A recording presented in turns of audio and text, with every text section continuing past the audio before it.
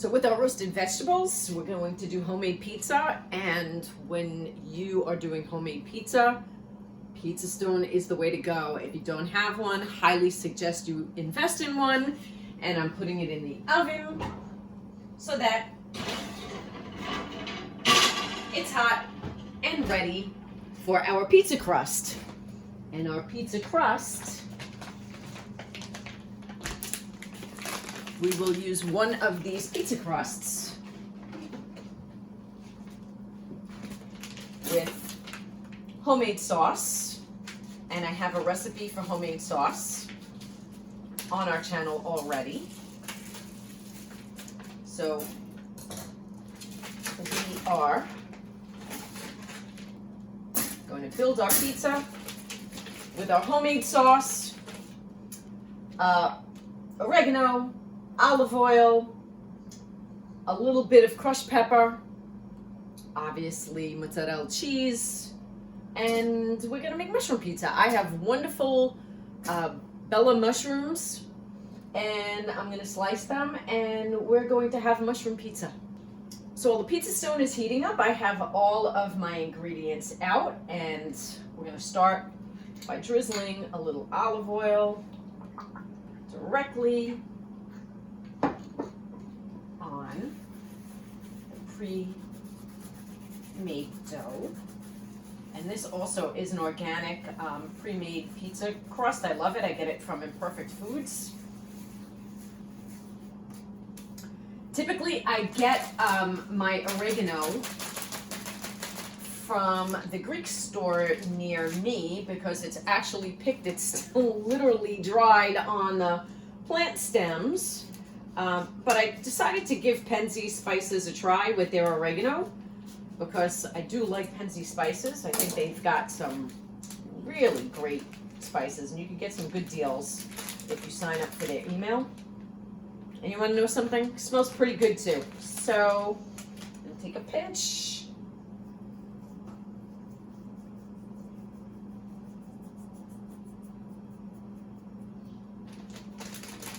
And I'm going to seal this back up. Again, I got this from Penzi Spices. Smells just like my Greek oregano, although, I don't know. I'm kind of partial to my Greek oregano in the store that I get it from.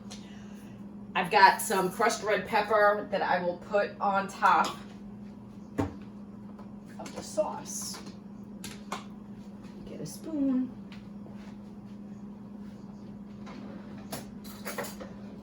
Again, this is my homemade sauce. I've got a recipe for it separately. It's got its own video on how to make homemade sauce. And I'm just going to spread it around.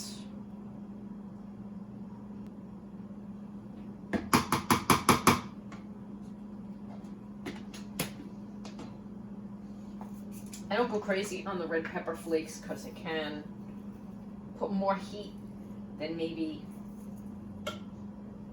people like. So I go a little midway in terms of the heat. That's enough for us. And you can save time by buying sliced mushrooms, but they cost more, and how long really does it take to slice a mushroom? So I will be slicing these up, putting them on top of the sauce, and if I didn't already have this in the house and it's nearing its expiration date, I would actually just go to my local store and I would buy a freshly made log of mozzarella because it would be no salt. But I have this, so I'm going to use it, but I'm going to use it kind of sparingly because when you buy it from the store, and this is my favorite brand, it's still quite salty, and John is on the low salt diet. I will say this took me less than 1 minute to slice these mushrooms. And now I'm just going to, and again, use as many mushrooms as you like. We like mushrooms. We love these mushrooms, I will tell you that. So I'm going to scatter them across the pizza.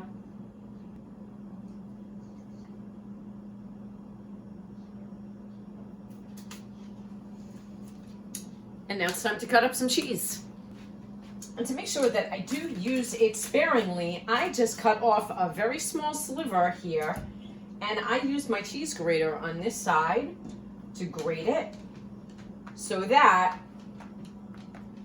I have cheese that is easy to just distribute across the pizza, because if I was just to do it in slices, I would use a lot more cheese to accomplish the same effect. Okay, this is ready to go in the oven, and I have this wonderful cake slider, which is perfect for bringing this pizza right into the oven